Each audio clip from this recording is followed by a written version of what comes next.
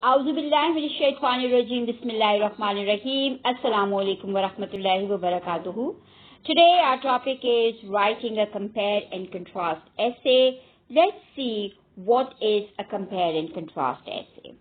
A compare and contrast essay is a type of essay that provides points of comparison between two subjects, and these points of comparison can depict similarities or differences.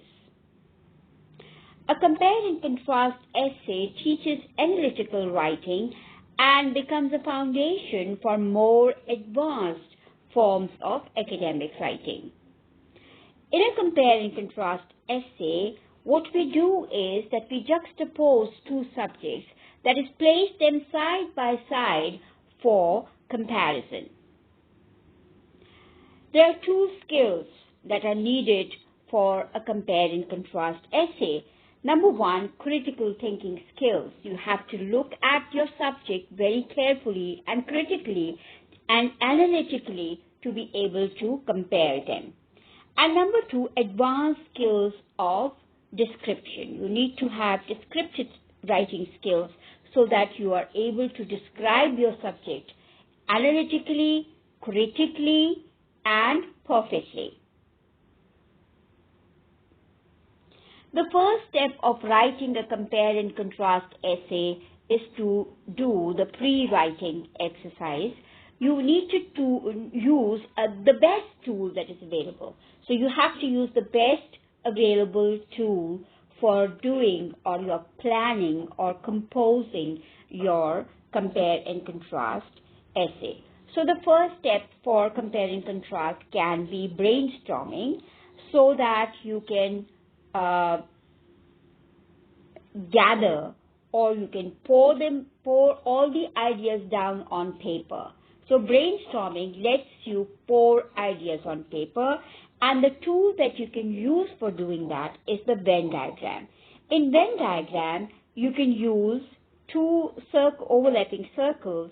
On one side you have one topic, and on the other side you have the other topic. The differences are written in these outer circles, and where they overlap, you write their commonalities. So their similarities are written in the center, whereas their differences are written in their own particular circles. Over here we have this simple example of we are comparing college and school. For college, we have written students are older, they study elective subjects, they have free periods as well in college, whereas there are no free periods in the school. Students are younger, they study variety of subjects, they never have free periods, and they have recess. Probably in the college we don't have a recess, we just have different periods, and whatever their free periods are, these periods become their recess. And the similarities are both have to study, and there are teachers, there are classrooms, and the same protocol of teaching and learning takes place in colleges and schools. So this is how you first outline your essay in the Venn diagram. Jot down all the points that are important and that you want to cover in your essay, and then move on to the next step. Now, you have to choose which style of comparative essay you're going to use. The first style is the block style. In the block style, you write the introduction, and then you talk about your object one or the subject one, and you talk about everything, all the points that you need to talk about subject one. So you will cover all the points. Over here we have written 3 points, but there can be more points. So object 1, point 1, point 2, and point 3. Then you have a paragraph or a few sentences that show transition, that now you are moving from subject 1 to subject 2. And then you talk about your second subject or the object, whatever your topic is, and you give all the points related to your second topic, and then you write your conclusion. So this style is called the block style. There can be another style which is called point by point style.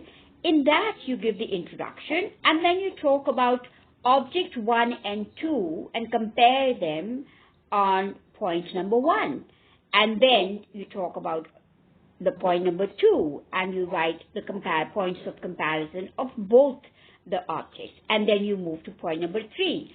So you talk about both your subjects or topics or objects, and you pick one point and you write your comparison between them. And finally, you write the conclusion. So these are the 2 styles. So the second step of your writing is that you prepare an outline based on the style that you are going to choose for your essay.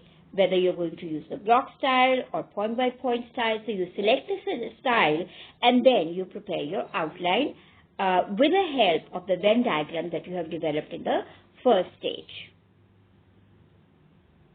Then point number 3 would be to write your essay. Point number 4 would be to revise or to share it with somebody who can give you good advice. And then finally review and publish. That would be the final stage, which should be step number 5 rather than step number 4. So this is a mistake. Then when you're writing, it is important that for a compare and contrast essay, you should know what kind of vocabulary or transition words you can use or signal words you can use to indicate similarities and differences. On this slide, we have a list of some words that you can use to indicate or to talk about the similarities between your topics. So the words are similarly, likewise, also, both, and, not only, but, also, neither, nor, just like, similar to be similar to be the same as, to be alike, to compare with, or to compare to.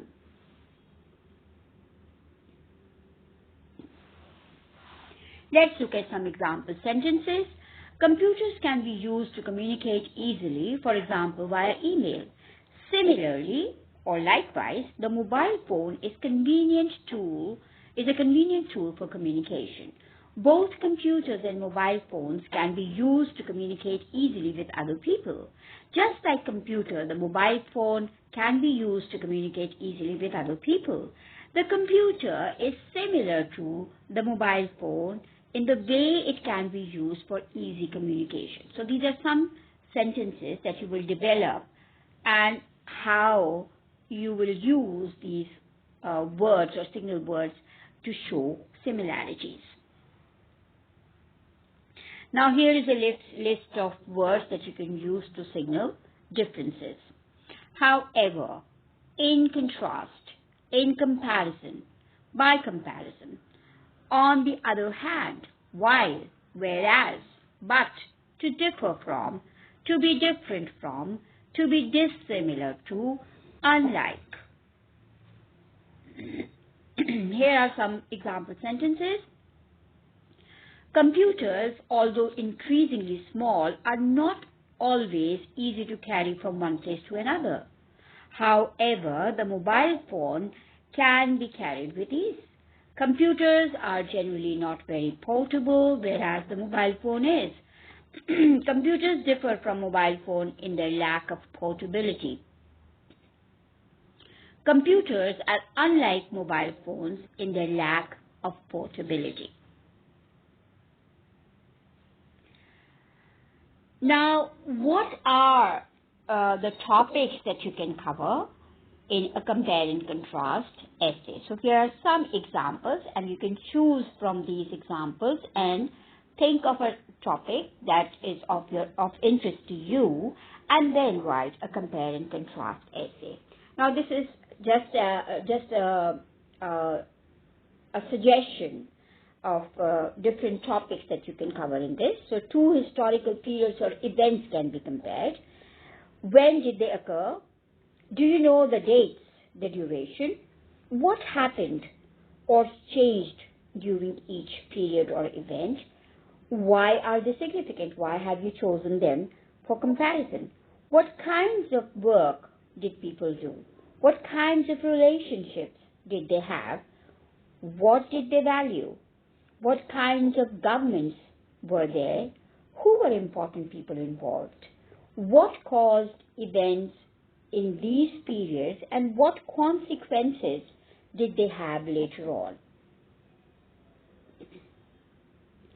Another topic that you can choose from is that you talk about two ideas or theories of importance, of value. What are they about? Do they originate at some particular time? Who created them? Who uses or defends them? What is the central focus, claim, or goal of each? What conclusions do they offer? How are they applied to situations or people or things, etc.? Which seems more plausible to you and why? How broad is their scope? What kind of evidence is usually offered for them? Then you can also compare two pieces of writing or two pieces of art. What are their titles? What do they describe or depict? What is their tone or mood? What is their form? Are they novels, or they are stories, or they are humorous texts, or what kind of texts are they? Who created them? When were they created? Why do you think they were created as they were? What themes do they address? Do you think one is of higher quality or greater merit than the others? And if so, why? And particularly for comparison of pieces of writing, you need to compare their plot, characterization, setting, theme, tone, and type of narration that is used. Then you can compare two people, and you can talk about where are they from, how old are they, what is the gender, race, class, etc. of each, what, if anything, are they known for? Do they have any relationship to each other? What are they like? What did or what do they do? What do they believe? Why are they interesting? What stands out most about each of them? So that's all for today. Jazakallah. See you next time. Allah Hafiz.